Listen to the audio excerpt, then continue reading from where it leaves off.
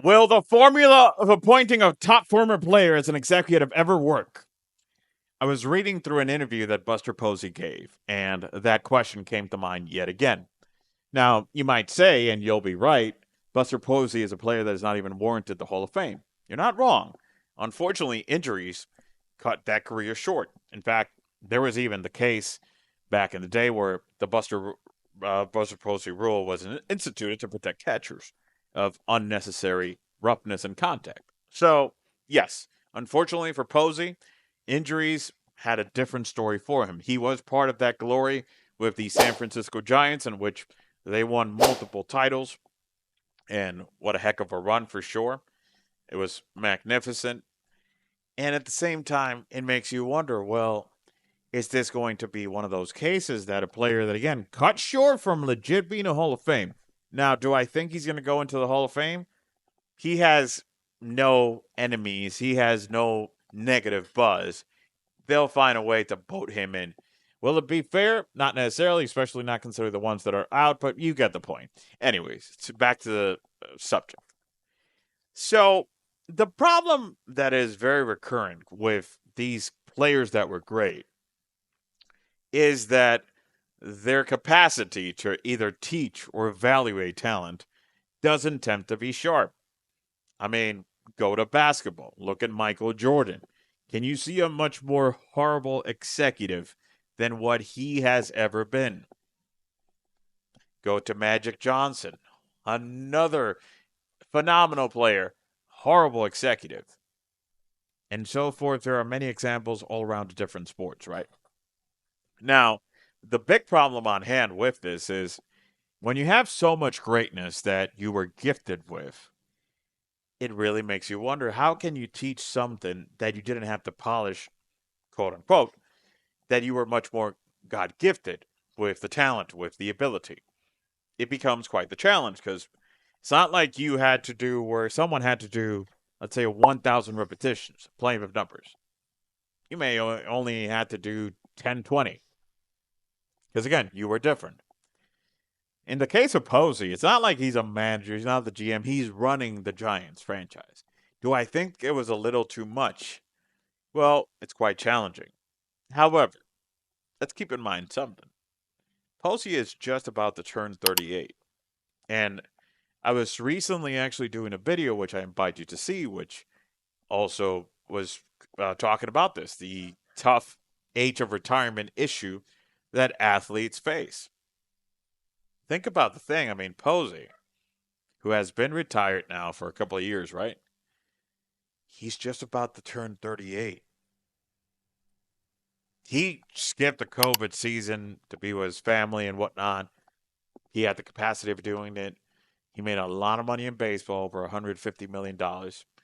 Now, granted, he actually said in that interview that his mother in law didn't want him to take the job. Obviously, I'm sure his wife was not totally entertained. It's a very demanding job running a team. And it can be one that, aside from making good money, it can be a tough one because, hey, if you do it right, the fans are going to boo you. And the organization is eventually going to boot you. You feel me? So, yes, is it a necessary job to jump back on if you don't need it? Well, no. But here's part of the thing. A man that's about to turn 38 that saw his career cut short by injuries. How can you tell him no? Of course he was going to jump into it, as would have I in his position. So it's quite the challenge because now you have to see it from the opposite view. Now he's not behind the plane anymore. And he was talking in that interview about all these things, but I don't think that people convey enough attention at how different it is. There's a lot of people out there that think like, "Oh yeah, he was a great player. He's going to be able to, spot this, spot." No, it's not simple as that. Because of what I was explaining as far as the talent evaluation is considered, he's already had his misses because he was already working as different roles. He was in the board, as special assistant, all those fun things. So he was there for when the team was trying to sign up on Aaron Judge. They missed on that when they were trying to court Otani, Rory Sasaki, and missed. They landed Justin Verlander, who is having, by all means, whatever might be left from him. And they've missed out on the signing of big players. A lot of that, and he touched on that, was because of I would say, yes, wrongful perception of what San Francisco totally is. Now, is San Francisco totally what it was pre COVID? No, I'm not going to lie to you on that. Is there an exaggeration that is done by the loony ultra right wingers to what San Francisco is? Of course. I mean, what would they not exaggerate? If the ultra loony right wingers that follow, that the orange dude wouldn't be lying, what would they be doing? And it's sad because, again, it's one of those things that unfortunately permeates into sports. However, do I think it's fair that people are, or in this case, free agents are just not going to San Francisco because of that? No, I wouldn't say necessarily that. I think that part of the problem is as good as the Giants are, they're a historic team, and they have been forever and ever. They were in New York, they have been in San Fran. I think the bigger problem is that even when they had Barry Bonds, yes, where there's a spark when the Dodgers and the Giants face off, and yeah, but it just feels like a territorial spark. The Giants don't feel as a national appeal. They don't feel like an attraction. So I think that a big profile player that has a personality would be uber necessary to entice it. Hey, they tried for Harper, they missed. They tried for Judge, they missed. They tried for Otani, missed.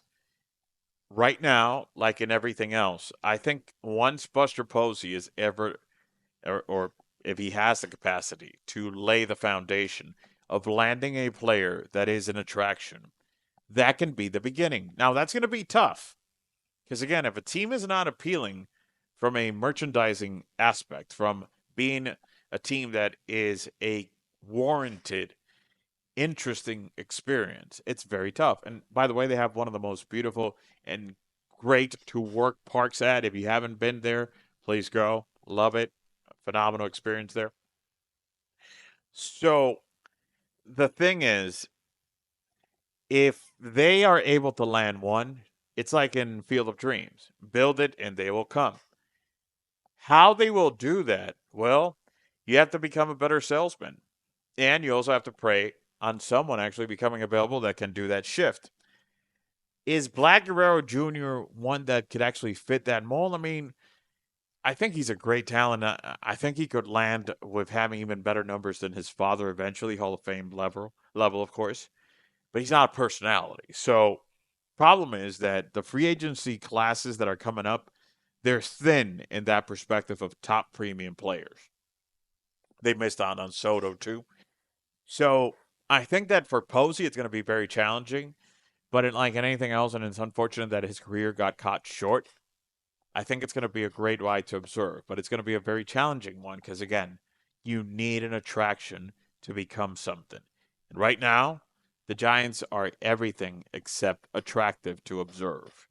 Aside from that Giants Dodgers rivalry, there's not much there. Beautiful uniform, unfortunate experience.